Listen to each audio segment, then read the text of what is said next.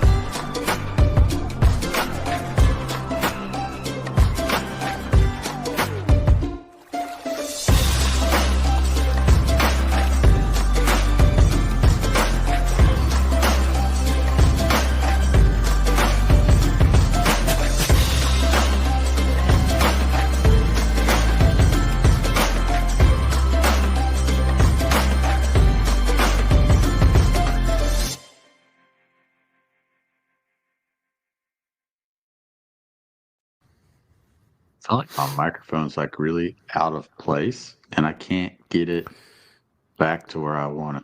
You can't Do you ever figure have it that out. moment? No, not really, because mine kind of stays in the same spot. Mine was in the same spot, and then I moved everything on my desk to drag a boat across it, and I've not made it back to the right place since that time. It's the problem with the podcast table and the workspace being the same. Well, it was for that one day because it was blistering cold. I'll get it eventually. I really don't like it in my screen there. It's always just kind of out of the screen. I don't know. It's bothering me. It's just one of these things. I know nobody at home cares. I care. If you're watching it live, I hope you care if you're watching it live. If you're listening to it on the audio version, you definitely don't care where my microphone's at because you can't see it. So this is the Orion Podcast. We were just doing a big movie review, actually, before we started. Zach is indifferent on the movie Oppenheimer, just so you guys at home know. I loved it. But it was fine. It's indifferent. You were indifferent. Let's be honest. He was indifferent. Meh. Give it your rating. Give it your 5-star rating in the comments. Let us know what you thought of the movie Oppenheimer. 5 being you loved it, 1 being you hated it. If you've seen it, rate it. Rate it in the comments. We want to know what you guys thought. Yeah. That's all we had, really. It was a good movie. I liked it. But that's fine. I learned some things. You learned some things. Yeah. I thought Albert Einstein was older. Yeah, you kind of think he's older than he really was, but in the 40s. He must have lived like 200 years. I was like, dude, he must have like lived forever. Weird things that you don't think about because you don't really. I don't know. I didn't pay enough attention in school.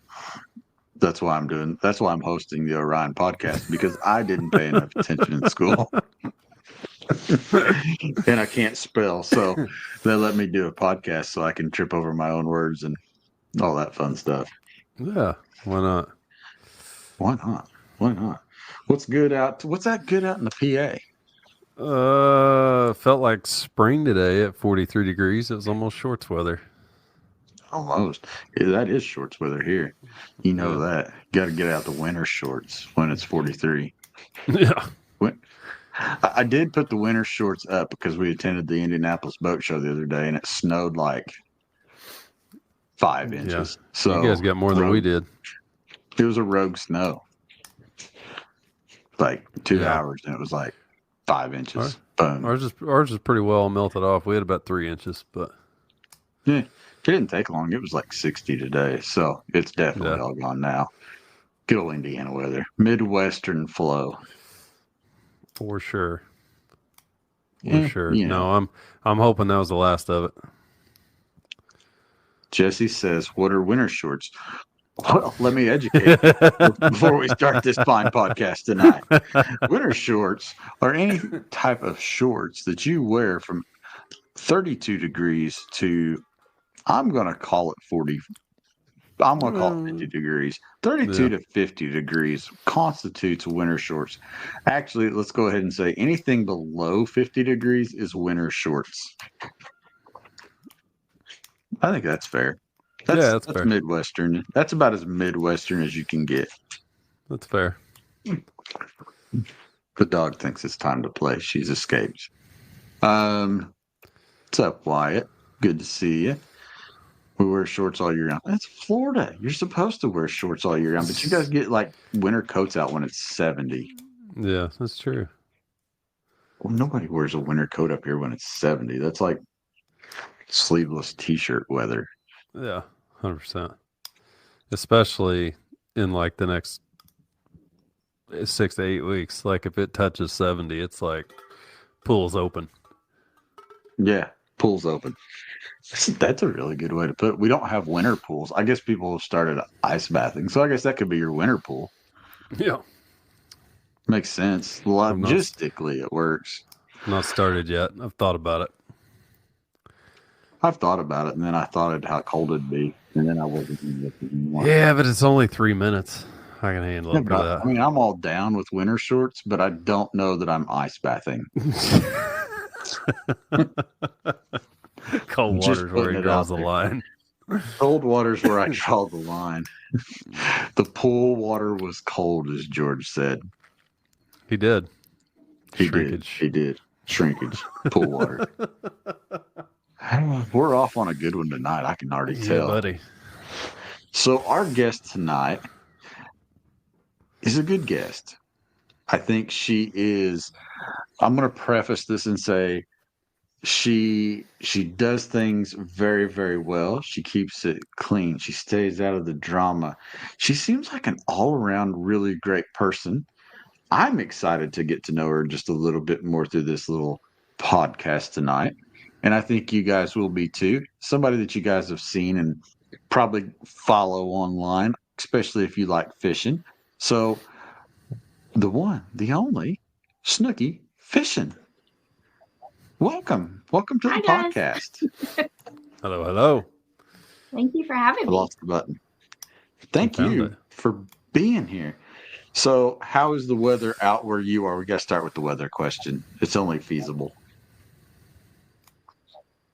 It's cold, but I like cold weather. Nah. Winter shorts? Winter shorts. Where do you stand on winter shorts? I mean, I'm down. That's fine. Well, you know. I don't think you answered Wyatt's question, though. You gave him a temperature range, but you didn't exactly explain the difference between regular shorts and winter shorts. No, I didn't. They're the exact same shorts. You just wear them in the winter. Hey, it is what it is. Mystery solved. I hope we get tagged on Google and YouTube for that. Like winter shorts. Like somebody's going to be like, "What are winter shorts?" Looking it up, and then it's like it's going to ping the podcast. This podcast will get like 100,000 views just because of winter shorts.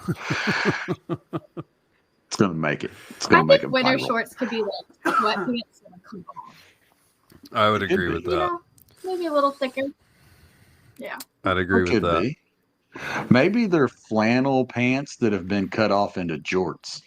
Yeah, those are too thin, though.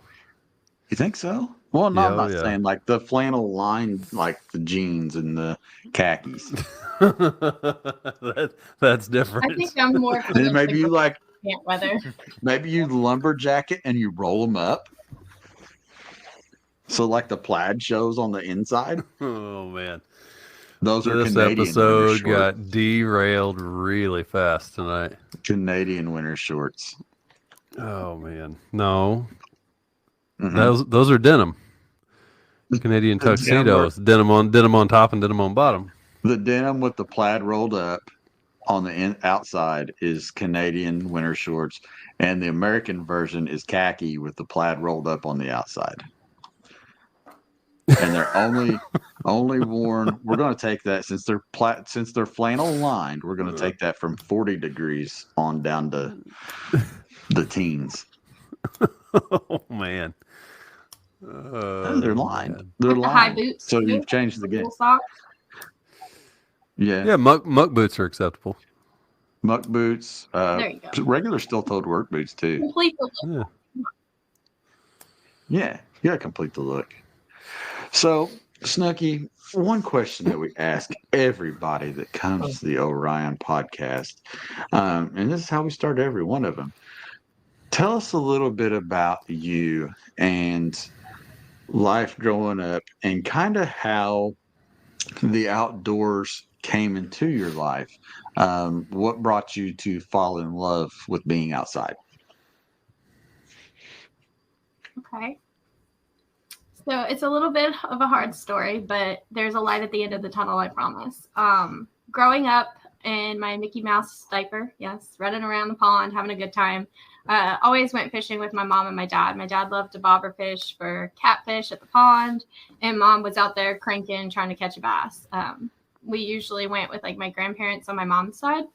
So my papa did a lot of the teaching of like, this is how you use this lure. This is what you do with this fish and conservation, all the fun things that I've learned growing up to what I am now.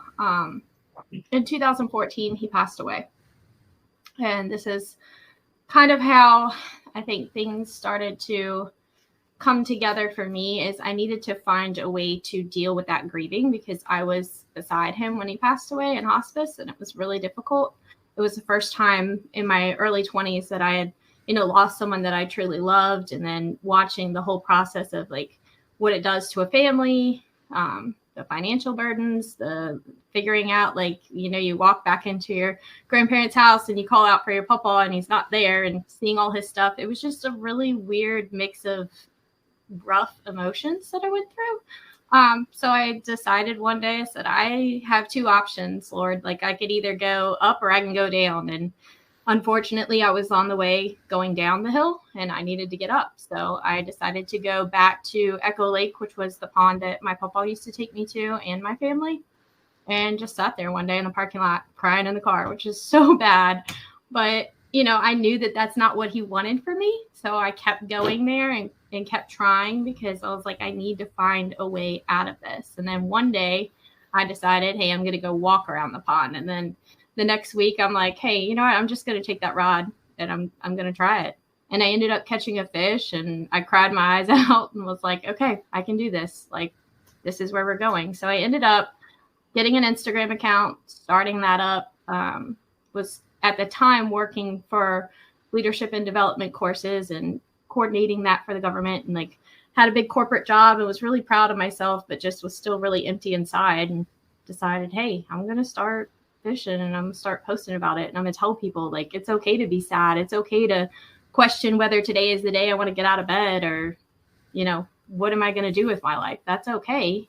You will get out of it. And I think nature was the reason that I pulled out of it, along with my faith and, knowing that that's not what my papa wanted for me. That is deep. I like it though. I'm sure he's looking down sorry. and smiling on that one. No, that's great. No, That's a good. No, that's that's an awesome great. story. So, how did you make the turn, like, from just fishing? You start the Instagram page, and like, how did it take off? Like, that you kind of wanted to get out of the corporate grind and maybe start working your way into the industry in some capacity? I think like the red light kind of thing for me was, whenever we would have those classes, we would have to stand up and introduce ourselves as staff. And then everybody in that course would say one thing about themselves. And when I would say that one thing about me, you guys probably don't realize, is I love fishing, the reactions I got on people's faces of like, that girl, because I was in a business suit, I looked very professional, was, carried myself well, and did the best I could to help everyone that was in the course. So I think they just didn't picture me in camo, or me out like with my nails not done and all muddy and just, doing the outdoor life. And that kind of resonated with me. It was like, hey, it doesn't matter what you look like. You can fish no matter what you're doing, because fishing can affect anyone and everybody in whatever light that you allow it to. So that's kind of when I started really like posting heavy because I was proud of it. I was kind of proud to be that girl that, broke the stereotype. And when that took off on Instagram, I was like, okay, maybe I can start doing this on a higher capacity. Maybe I can start opening up a little bit more about myself and growing as a person while I help others grow and while I help others understand that they can too, whatever they're going through, turn to nature and possibly have a better outcome like I did.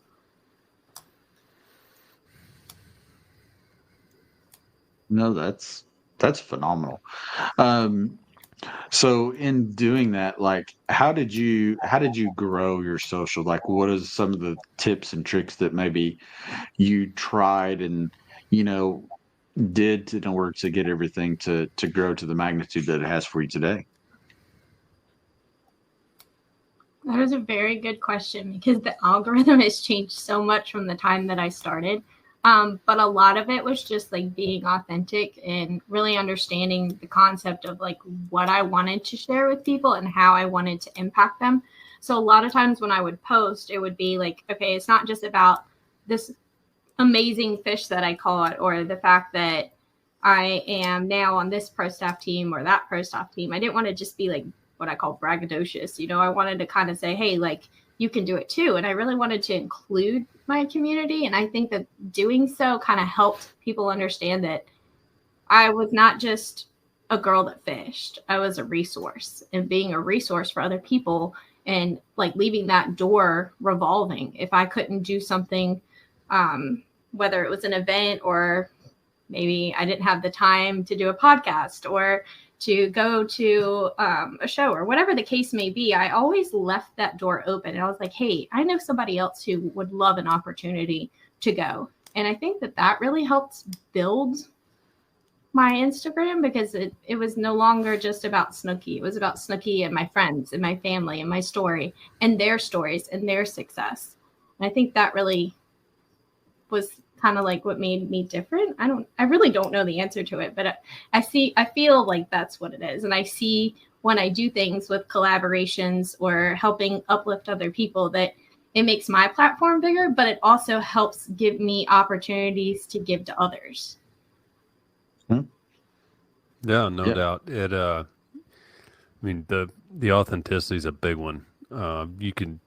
You can really sift through some of the stuff out there and tell who's, being fake and kind of putting on a show and not being real with their audience. And I mean, a lot of times they still have the numbers behind them in their social, but then, may necessarily not be organic numbers or even real people. A lot of times we all know there's accounts out there, buying followers and whether the bots or this or that and the other. And you can really pick those accounts out through the engagement ratios and stuff like that. And I'm sure you really see that reflected in your numbers because of the authenticity that you give your audience and how relatable you are for a lot of those folks. Yeah, but I also don't judge it so much on numbers. I should because I'm in marketing, but I like to like really dig deep into someone's profile and say, I think it's quality versus quantity.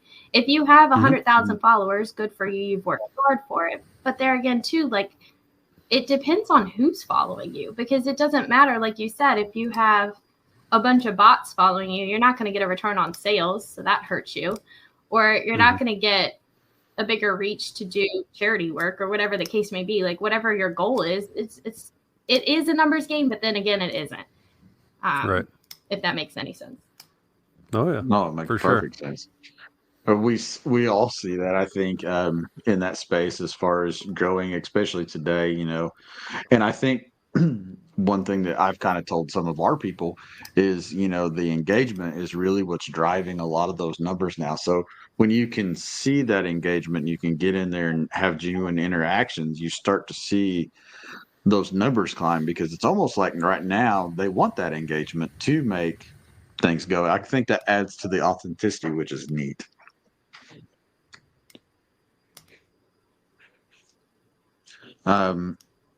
So as we move forward here, I gotta say, following you all these years, I have been impressed with the way you have conducted yourself. You hit the nail on the head. Inclusion and bringing your friends in and along with you, and I think that's one of the awesome things that you have done.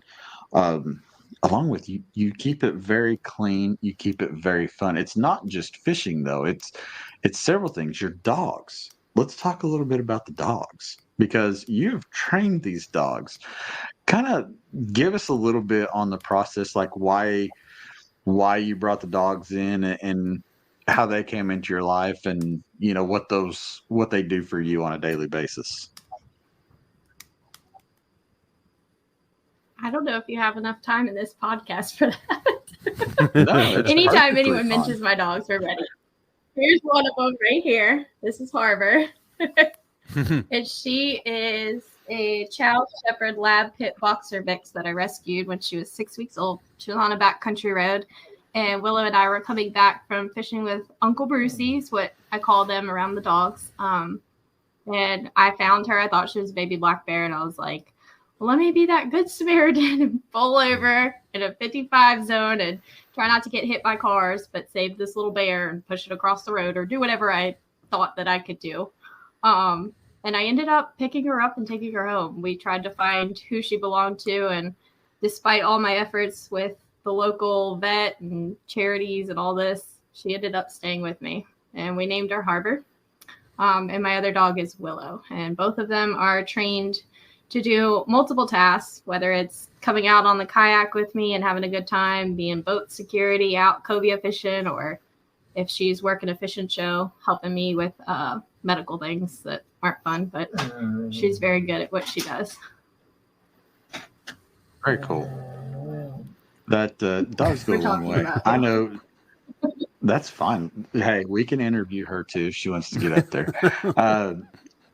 Yeah, my dog was talking a while ago, and she was mad at the front door.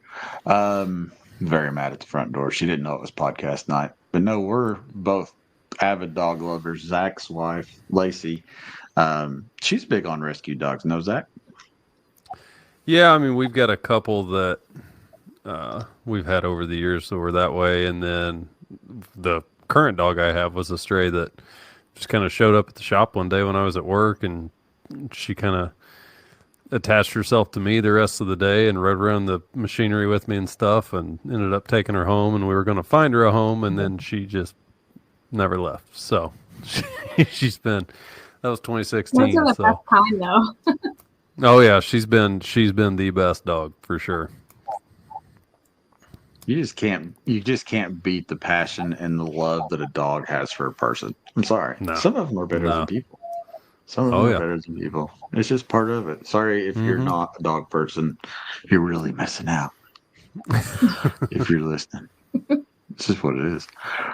So you brought up Bruce. Let's talk about Bruce, Uncle Bruce, your fishing partner. How did you come to find? How did you guys connect? Is it was he a family friend? I mean, how did you guys get to know each other and like develop this fishing relationship that a lot of us through social have seen, and you guys have a lot of fun out on the water. We really do. So I could embarrass Bruce and say it was a Craigslist ad, but it is Uncle Brucey. I can't do that to him. It all goes back to Papa. It was like his 1 year death anniversary, and although nature had helped me through the process, it's something that I'm never gonna get over. So I just reached out to a couple of friends on Facebook and said, hey, I need some help. I'm struggling mentally. Physically, I'm not doing good because I can't eat much. My emotions are all upset, and I need to find a way to not sit at that grave on his 1 year death anniversary. So they went through, it was an online kayak group, and they went through a couple guys, and I was like, look, do not give me a guy that's just going to sit there and talk politics all day or be a big flirt. Like, I'm in my feels and I just need to fish and just have a good day on the water. They ended up finding Bruce. So I drove to the boat ramp, and there's Bruce, and that's it. Like, he was a complete stranger that someone else connected me to, and he has been my best friend in the industry since. Like, he's not my grandpa. He's not related to me in any way, but I've adopted him as family. So. And fishing's good about that. You know, my wife, just to kind of flip this from the male's perspective, my wife still gets weird about me going and meeting strange people at dark boat ramps to go kayak fishing or fishing. Yeah.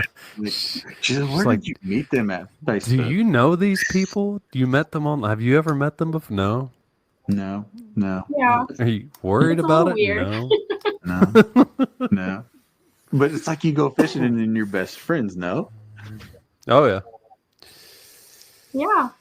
I mean, we just had like a really awkward experience at first because I, believe it or not, despite anything that my social media seems like, I'm very much an introvert and I'm very shy. It takes me a long time to warm up to people.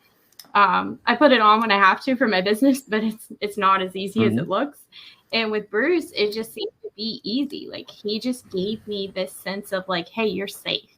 And to find that in people nowadays is really hard. But he puts the boat in, and I'm like, okay, you know, I'm calling him Mr. Callus at this point because I've known him all of 10 minutes. It's raining. We're getting ready to go fish this tournament. I had never fished a tournament before. Did not know anything. Like, I'm just out there completely blind, and the boat's filling up with water. And so, you know, it makes me look like a dumb blonde, but whatever. We can save those jokes for another day when we're closer. But bottom line is, I'm sitting there and I'm like, why is this boat filling up with so much water? So I finally just like, all right, you got to ask somebody. I'm the only girl there at the boat ramp. I'm like, all right, come on, you can do this. Just ask somebody. And I'm like having that whole conversation in my head. And I finally look at Bruce and I was like, Mr. Callis, I'm really sorry, sir, but your boat's filling up with a lot of water. I don't think it's raining that hard. And he's like, oh, crap, I didn't put the plug in. So next thing I know, like, all these guys are running over. They're trying to help him. I mean, it was a complete cluster. And, you know, I'm really glad that he didn't make fun of me, but he tells the story so much better than I do. But looking back on it now, I'm like, why didn't I just speak up sooner? I put this poor man through so much to try to get his boat at this point. Like, it's a little crawdad. I mean, half of it was underwater. You know, but it's those memories that I will keep with me forever, you know, and it helped be the icebreaker to our friendship. Oh, yeah. No, I think we've all forgotten to put the plug in the boat. Some of us have forgot to strap the boat down. Some of us have flat landed the John boat to the concrete on the boat ramp. Have flat landed a John boat on the concrete boat ramp in the middle of God and everybody. I've done it with a kayak too now, so there's that. Yeah. Well, there was the time you lost the kayak going down the highway. I mean, we've got a lot of stories. Yeah, I've lost the kayak down the highway, and I have been with somebody, and like the same story that you're telling. You need to hear the kayak in the highway. I got. We were pretty new to kayak fishing at that point. Yeah, we were really green at that point. Circa early 2000s. 13, 14? Yeah, 12. But yeah, I put the kayak in the back of the truck, and it was a truck bed adventure, and I strapped it down. Of course, I had older straps where I'd been like riding dirt bikes and different things like that. So these straps had like seen their day. And I get to the stoplight, and I'm like, I'm going to take off real quick. And I'm just like, I'm ready to get home. It's dark. And all of a sudden, it's just boom. And the kayak as a whole comes out in the middle of like a 4-lane highway at this stoplight. And it's just me. And there's a semi coming. I don't think it was like one of those Incredible Hulk moments where you don't really realize what you do till after you did it. But I picked the whole kayak up, and it was like a big Ascend 12-footer. 96 pounds dry weight is what those 96 pounds dry. I pick it up, throw it in the truck, and then get off of the road and somehow get it before the semi gets to me. So I don't know. It just happened. It wasn't a proud moment by no means. It was quite embarrassing, actually. But somehow I got it picked up. I don't remember it. You were playing Frogger on the highway. Come on, you. Basically. Yeah. With a kayak. Yeah, with a kayak. It was a moment. It was a scared moment when you see a big semi coming. It's like, oh, gotta go. The John boat, I don't know if you call that Zach's fault or my fault, but neither one of us strapped the John boat down, and I was in it, and he went ahead and pulled up the ramp, and as he pulled up the ramp, I went back. And yeah, just you went off the side because we had to bend the fender back up off the tire. It was a moment. Oh no! It was a moment. Yeah. And the rope broke on the kayak, and it falls off in the middle of the boat ramp. That actually, it was my boat, but so there's that. It wasn't my rope. Lots of boat ramp stories. Too many. There's always good boat ramp Those stories. are the I don't care who you are. Yeah. Boat ramp stories are a dime a dozen. You could write a book. That'd be a good coffee table book, Snookie. Boat ramp stories from the boat ramp. Boat ramp stories. So if you're looking for a next adventure, just mention me somewhere in the after pages. Boat ramp coffee table book. Could be a good one. We know a guy now with a publishing company.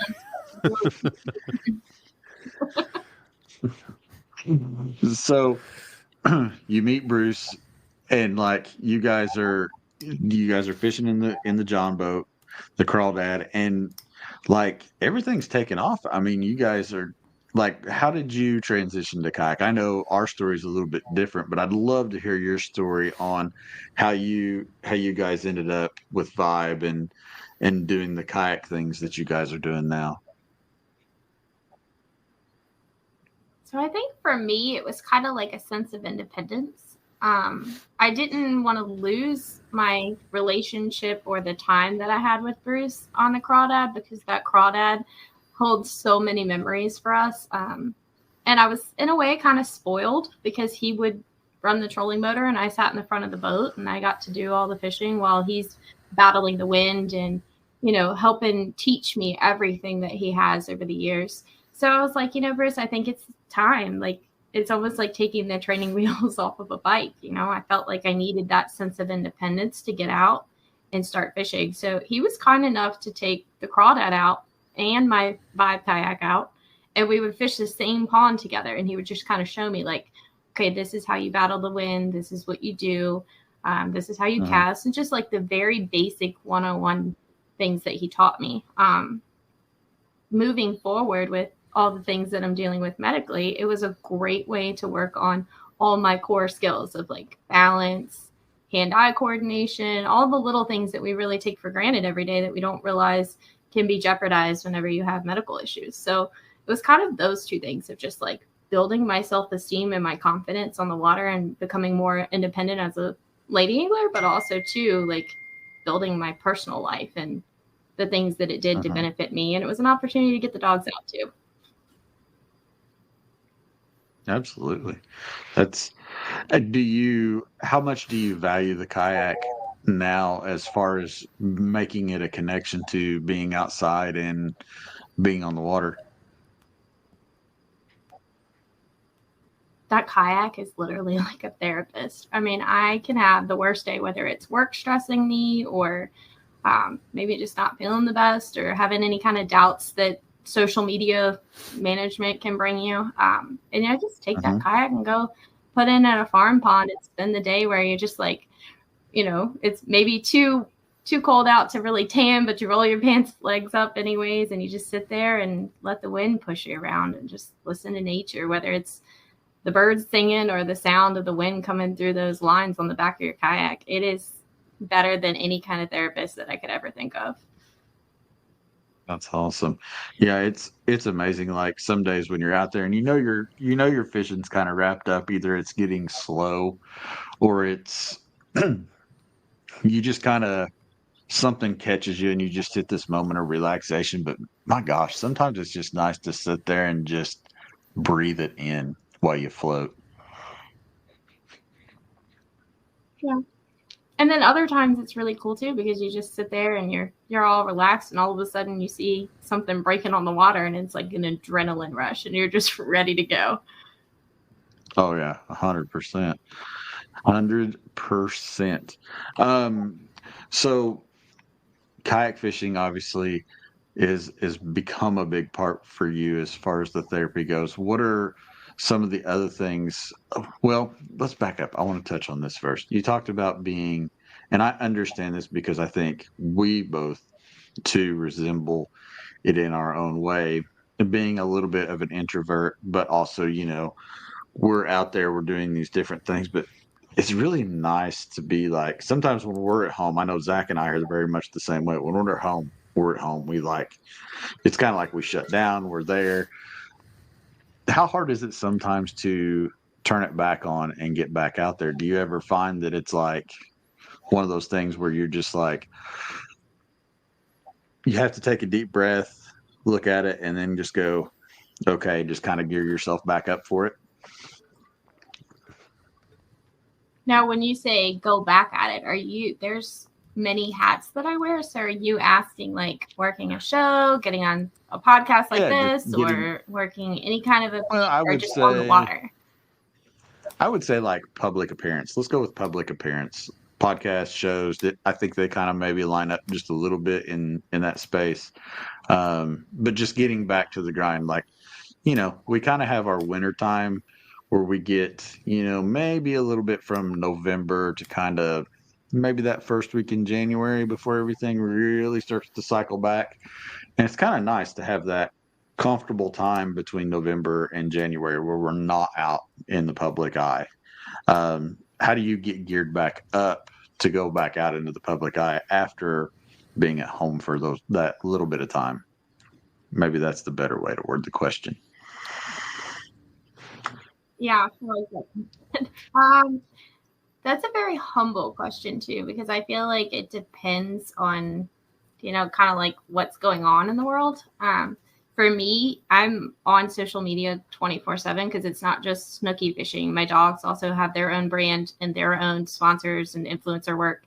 But I also work for Take Me Fishing and do things with them and run their social media. So for me, I run through probably anywhere from 50 to 120 conversations a day across all the platforms.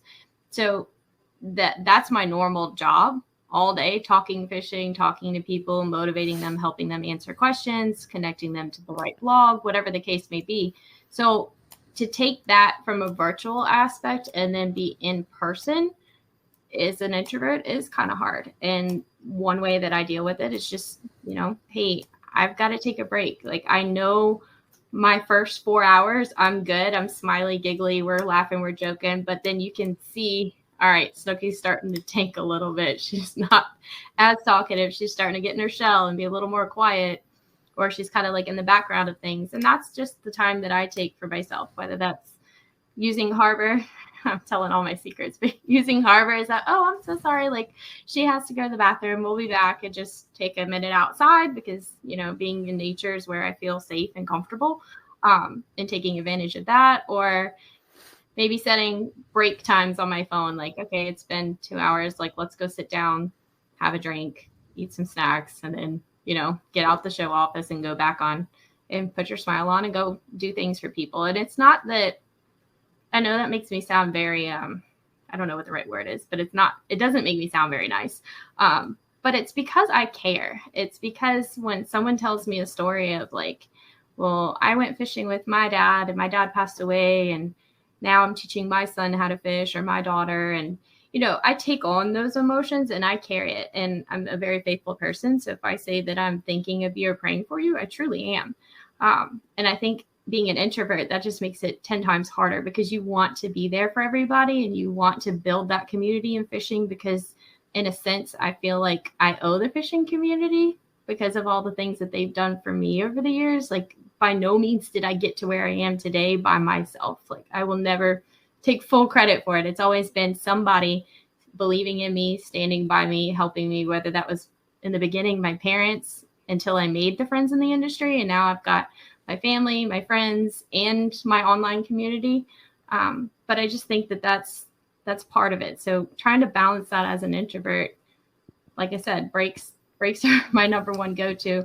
Occasionally I'll get caught with my headphones in my ears, listening to some music just to hype me back up to where I need to be. But I think that it all comes down to just being true to who you are as a person. I don't want to ever be fake to somebody. Like, if you meet me watch my social media and then you meet me in person. I want it to match. And, I'm human. So there's going to be days where maybe I'm not as bubbly or maybe I have like a resting face and it's kind of hard to read me or whatever the case may be. But the bottom line is the core needs to be the same and the heart needs to be the same. So if I'm going to help you online, then I'm going to help you in person too.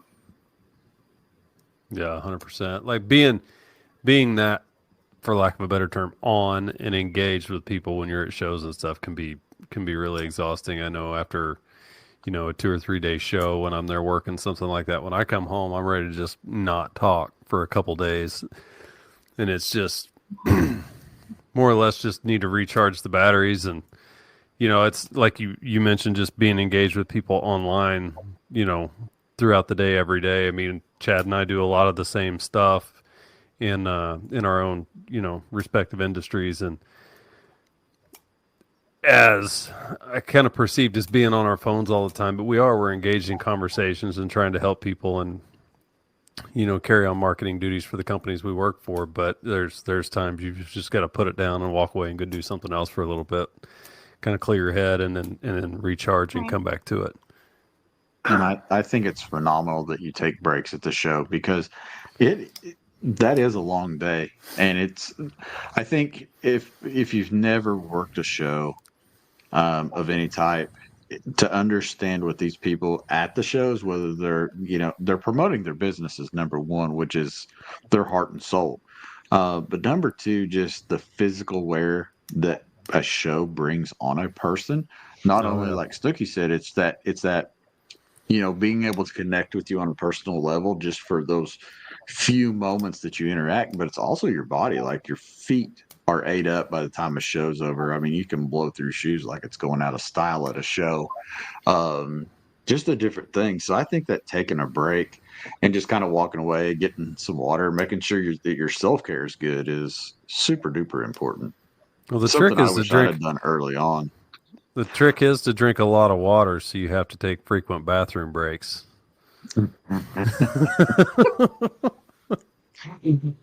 Have you ever had one of those? I'm more of a sweet tea girl. I don't do water. Sweet tea, 100%. Yeah, I grew up on sweet tea. Water was what? Water? You drink that stuff? Have you ever had one of those moments where you're talking to people, and you can like feel your mouth, just like your throat, deep down in your throat, just all of a sudden is just dry, and it's like, yeah. If I don't get a bottle of water, I'm going to die. We were drinking water like crazy at ATA, and the whole first 2 days, dude, my mouth was just constantly dry. I couldn't drink enough. It was wild. So much talking. So Miss Bridget Valet, I think for me, has a the question. show, Go ahead. We'll get to the question in a minute. Sorry, it's our fault. So, question from the audience. Miss Bridget wants to know, how many shows a year do you do? Because you always seem busy. Depends on the year. But I've had about 35 a year, easily. Ooh. And then I also help run a tournament trail at home. So on the weekends that I'm not doing a show, I'm usually, helping put on a tournament or some type of charity work, whether it's supporting my girlfriends because they have kids events that they do and I do my own as well, or women's events that I've started this year. So I just try to stay busy because I never want to get in the comfort of my own home where I don't want to come back out like a hermit because I am an introvert. So I'm like, as long as I'm in the game and I'm doing something that I'm making a difference, then my fuel is on max and I'm good to go. Very good. That's a full schedule for sure. 35 is a lot. That's a lot. Let's talk a little bit about Take Me Fishing. Can you kind of tell the people at home maybe a little bit what Take Me Fishing does? And because that I mean, as your social media manager for that, we kind of had this talk a little bit the other day. When you're passionate about something, it means so much more. Like if the three of us were to be social media managers at a bank, we would be bored to death with that. but something like Take Me Fishing seems to fit what you are about very much. So can you kind of elaborate on what that is and how it fits into your everyday? So I like working for Take Me Fishing for a multitude of reasons, but for me, it's reminding myself of where I came from every day. You know, like it gives me the opportunity to introduce the outdoors to someone or to guide them, even if they, always fished for bass, but now they want to switch to a different species, or they've always rigged it this way because that's how their family taught them. And now we're posting a blog, or we have another influencer that shot a video. Kind of like I like to play on like the north-south way of doing things. When they post their videos and do things, then someone asks a question like, hey, like I want to try that. How do I go about it? I can connect them. So Take Me Fishing is an amazing resource for anyone who's looking to find a place to go boating or fishing, or if they want tips and tricks on the blog, or if they're looking to connect with other women through the Wave Makers program. There's just so many things that they offer, and it's empowering for me because it's always giving me an opportunity to create that handshake, to get people in the outdoors, to get people learning and loving the same thing that I'm very passionate about every day. That's awesome. Well said. So Take Me Fishing, if I get on Take Me Fishing, like how does it work? Like if I'm new and I want to get on there, what's the resources available to me? Is somebody going to come take me fishing? Not necessarily. But there is, like, if you go on the Take Me Fishing, I think it's .org. Don't quote me on that. But right. When you go on their website, they have an interactive map. I think Fishbrain is the one who does it, where you can type in your address, and it'll show you all the places that you can go boating and fishing, which is one avenue of how they do the resource. Number two is if you go into the blog and you type in like, hey, I want to learn how to do, I don't know, bass fishing or kids fishing tips. If you're a single parent or parents just now learning how to take their kids fishing, there's all kinds of tips and tricks and how-tos on there. They also have a YouTube channel with pretty detailed instructions on how to tie things, what to use, and how other influencers are getting women involved in the outdoors and their kids.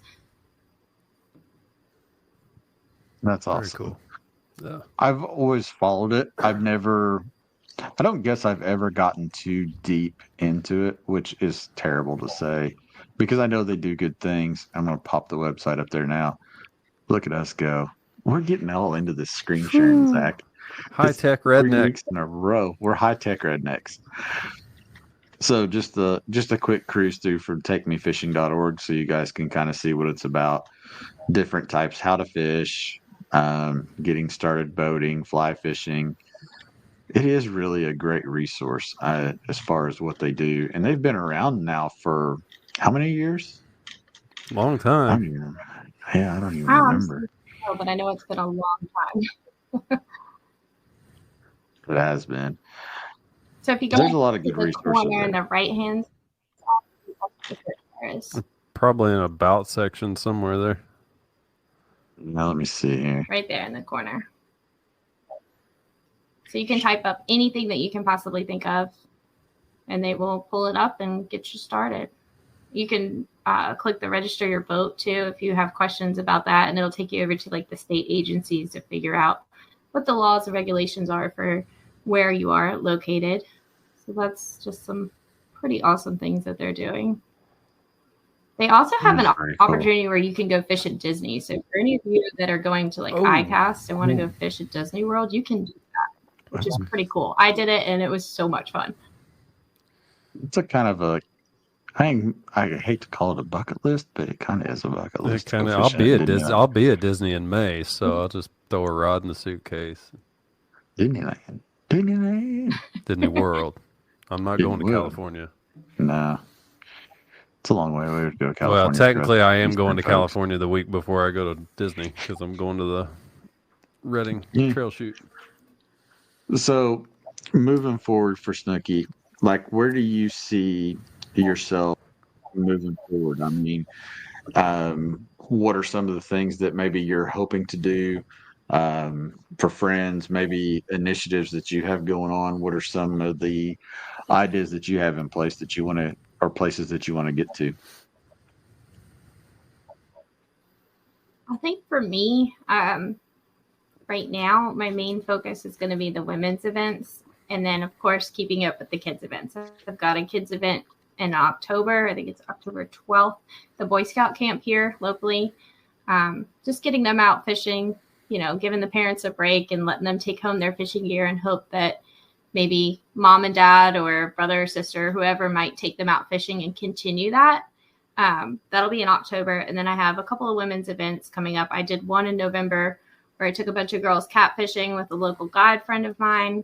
Just taught them, this is a catfish, everything basic 101 to getting up super early, going out and getting the shad to cutting it up, throwing it out, teaching them how to fish for them, and just sharing the passion and the stories on the boat and seeing, how that day impacted them. I've got another one coming up in April. It's already booked up. We're going to try bow fishing because I've played around with it with my guy friends, but I haven't done it on a professional level by any means. So it'll be exciting to go out with a guide to kind of learn how to do that and see if it's something that I want to start incorporating in the future. But I think for me, like I said, it's just getting the women out and like making friends that have the same morals and values and love for fishing that I do, and just seeing how that goes. It's amazing. Absolutely amazing. And my hat's off to you for being a leader in that space. I think it's and a good example. To be honest with you, I mean, you've really shined all these years, and it's awesome to see you still growing and contributing to that. I think that's amazing. I really appreciate It's that. great. Some days it's you look online and it's hard.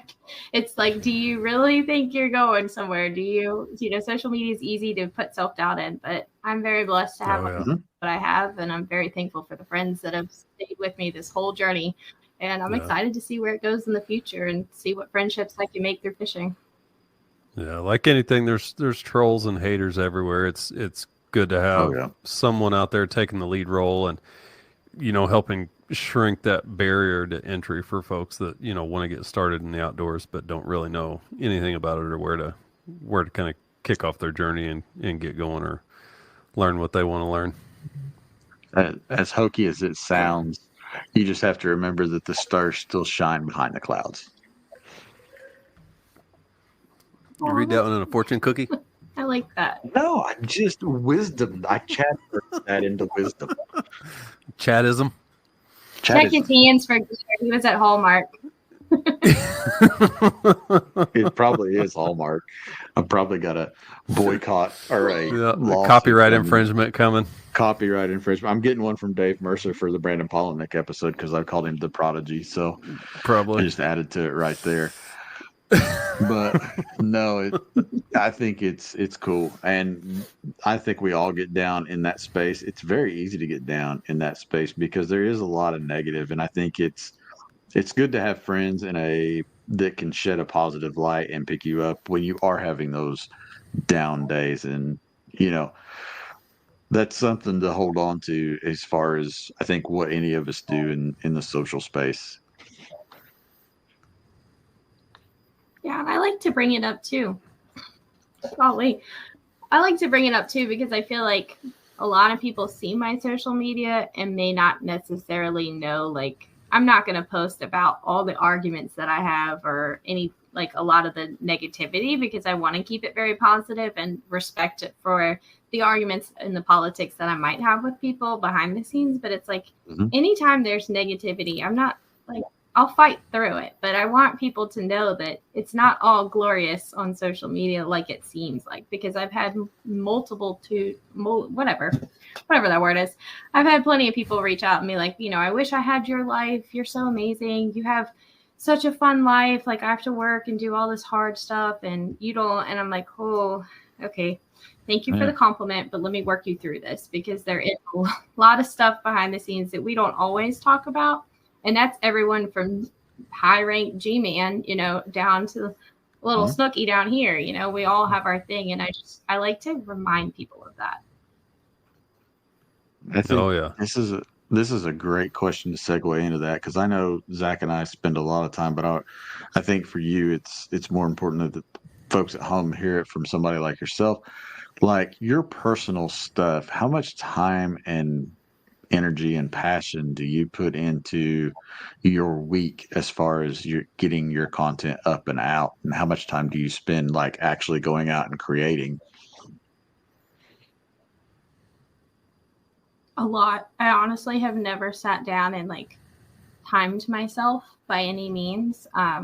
But when I put my heart into something, I'm going to make sure that I put it under a microscope and I look at those fine details. And I have so many times filmed something and then watched it back and been like, I hate this. I'm not posting this.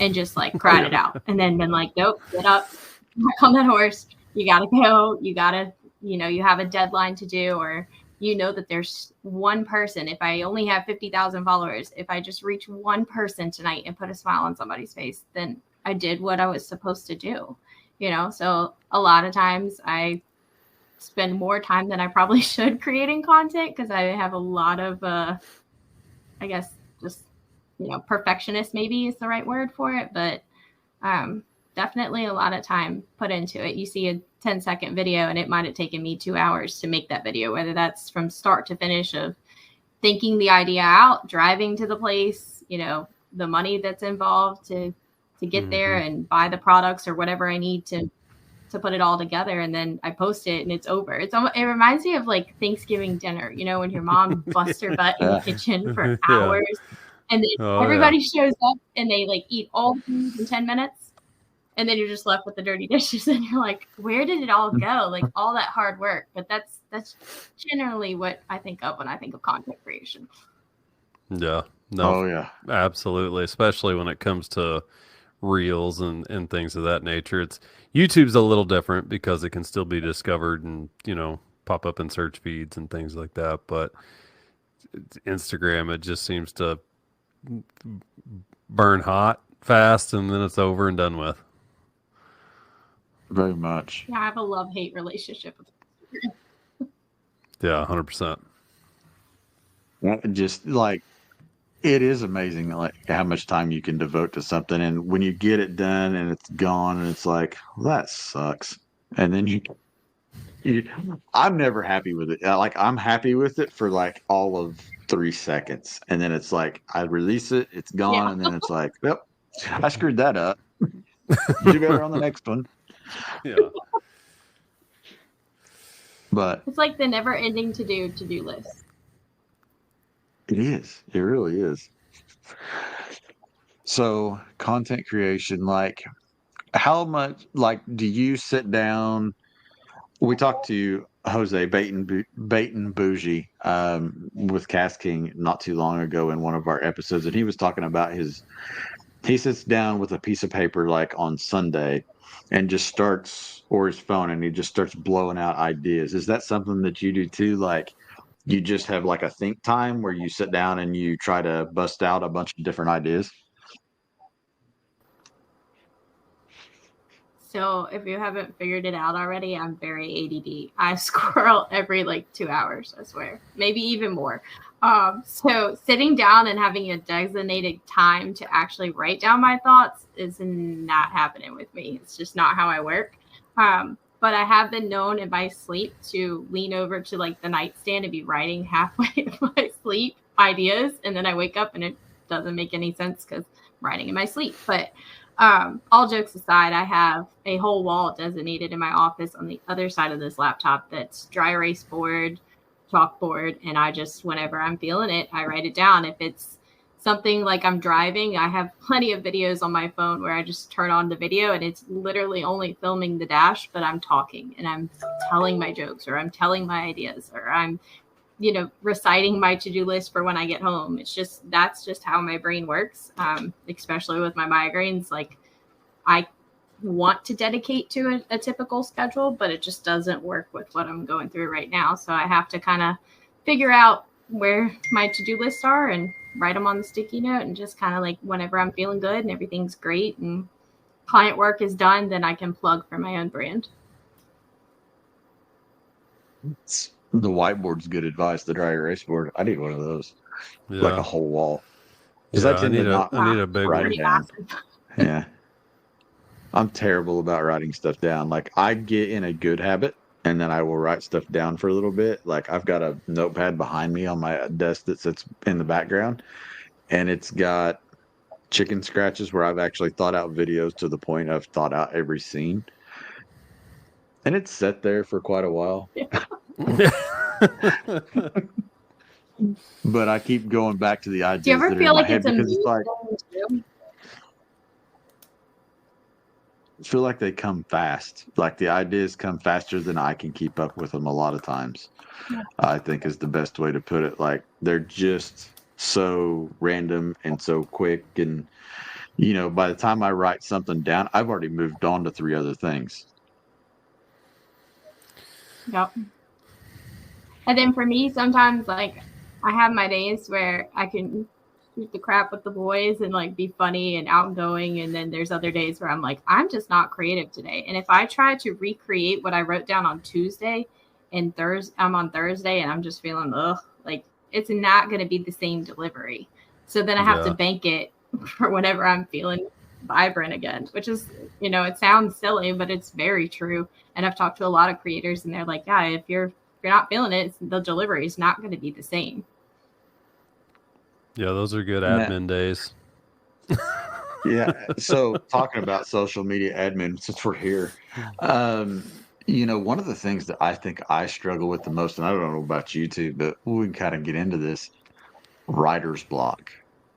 Like I can have the photo and then I'll stare at it. And it's just like, I can't think of what I want to say. Like you feel almost like, especially when you're doing somebody else's and you're kind of advertising and doing different things, it's like, I feel like I'm saying the same thing over and over. I need something different. But then you're like, it causes like this tunnel of writer's blocking. It's hard to get out of. How do you guys get out of it? And you can both answer that question. I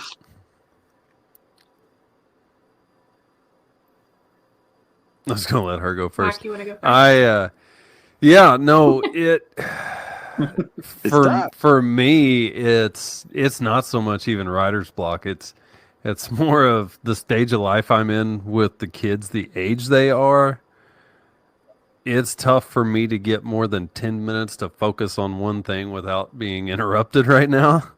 So for me, it's trying to get an entire idea like fleshed out and carried out start to finish without having to stop 35 times between the start and finish and just kind of losing my, the train comes off the tracks, so to speak. It's just, I'm trying to be patient with it and just kind of not wish the time away, but just kind of work through the challenges I've got, right now.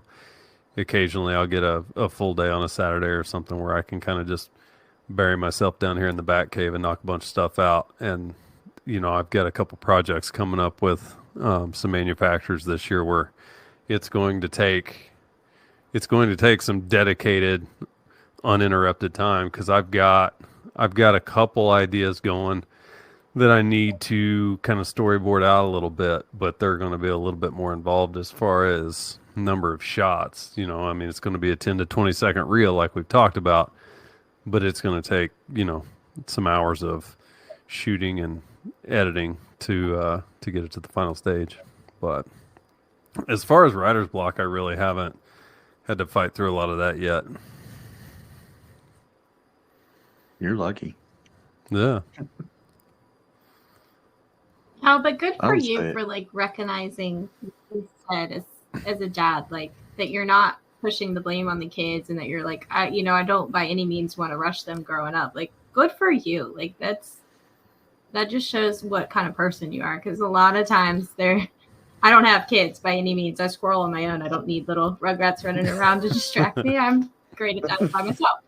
But even with my dogs, like a lot of times my friends are like, you pay so much attention to your dogs. Like, is it hard to work from home? And I'm like, Yeah, but I've kind of figured out, like, I'm not trying to just be like, oh, go away. Like you don't do that with your kids. I've just figured out that sometimes when I have big projects, I gotta take them to the farm and let them run for an hour or two and tire them out, give them a licky mat, put them in the corner, and then, work overnight. And that has been a saving grace for me. It's been a little bit harder on my body, and it's definitely helped me put a little bit of weight on, eating at night and having a weird sleep schedule of sleeping all day and up all night. But almost like a night auditor, it has helped me kind of tune into like not hearing the distractions of every day, whether that's my friends texting me, my family calling me, the mailman and the dogs are barking because somebody's here, like whatever the case may be. All those little day-to-day distractions have then been pushed to the side when I work overnight.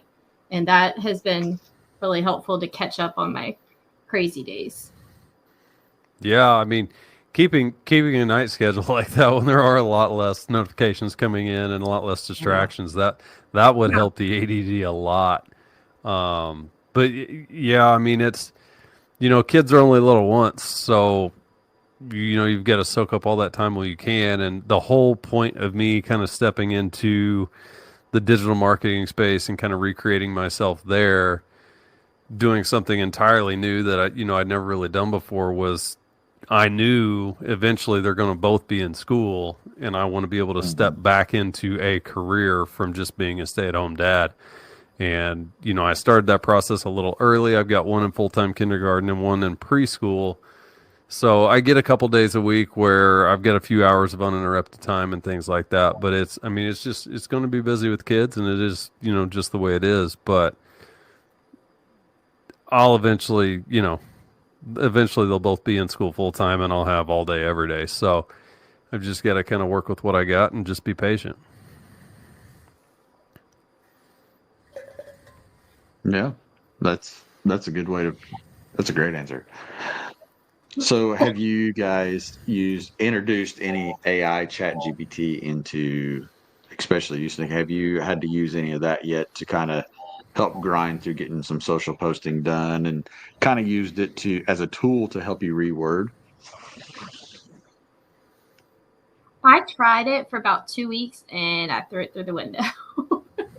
I didn't like it, honestly, and it might just be because I don't have enough experience with it, but I just felt like it wasn't my voice, even though, like I tried to relate it and pick whatever tone I wanted and, manipulate the app to like sound like me. I just didn't have the same vibe, I felt like.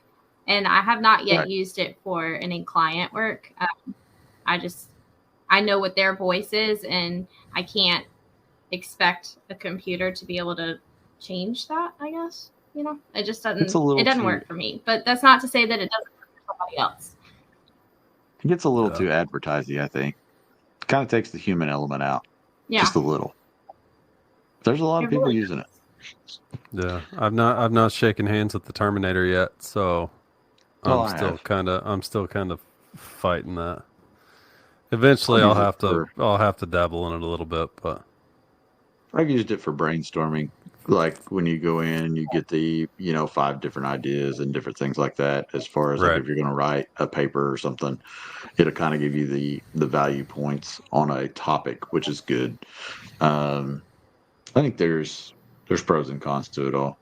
Pros and cons, but it is the Terminator for sure. Yeah, for sure. I saw today Elon's first Neuralink test subject is through recovery and can control a mouse with their mind on the screen of their computer. Good. It's begun. I'm still working on the whole people wearing the Apple Pro. Oh, I'm past that. That's old news.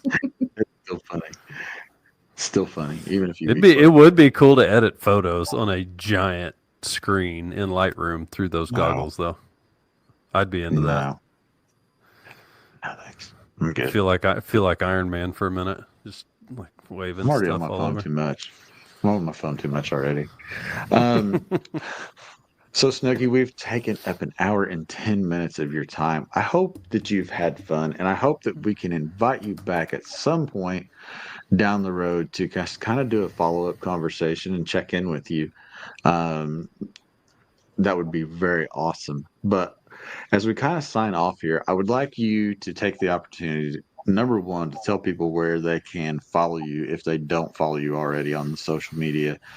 And then also thank those people that you need to thank that have supported you and help make you or help take you on the journey that you're on. That's a lot of people. I know I'm going to forget somebody, and that's going to bother me, but we might have to like put it in the captions somewhere or in a comment. But everything is under Snookie Fishing online, whether that's Instagram, TikTok, Facebook. I think those are pretty much the ones I'm playing around with.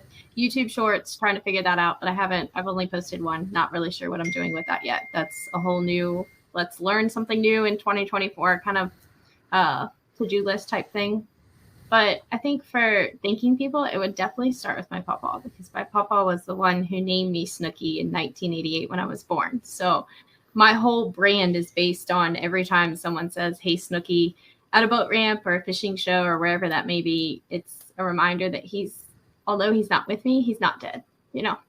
And I don't want to cry because crying's not pretty with me, but by any means, like, I think starting off with loving my family and being thankful that I have them and for them raising me to want to give to other people and showing me the power of what social media can do in a positive light and not a negative light. And then, of course, Bruce has been by my side since day one. Bruce has seen me, whether I'm happy, sad, not doing okay, messing up, you know, whether I'm fishing for squirrels in the trees or hung up down in a log somewhere and constantly messing up. Like, he's loved me through the thick and the thin. And that's just something that a girl could only pray for, to have a friendship like that. So those are the ones that I really want to highlight. And of course, I have my sponsors and all my online friends and my girlies who've stuck with me through everything through social media. So like I said, it's a long list, and I'm so sorry if I forgot somebody, but you know, my heart's with you. Yeah, absolutely. Absolutely. And as always, Zach and I would like to thank Jackson Kayak Orion Coolers for letting us do this podcast. It's been great. Thanks to Z-Pro Lithium keeping us powered, Cascading Rods and Reels, Basco Fishing, Evolve Fishing. There's all kinds of stuff. But thank you to all the people that helped make this podcast possible. We appreciate the heck out of you. And Snookie, thank you for being here tonight. Tell the folks at home. Tell them good night. Tell them to get lost. Tell them to beat it. However you want to. Take us out of here. Come take me fishing. That's what I'm going to tell them. Shoot me a DM and let's get out on the water. There you guys have it. Hit her up. Awesome. Let's go fishing. We'll see you guys on the next one. Bye. Later.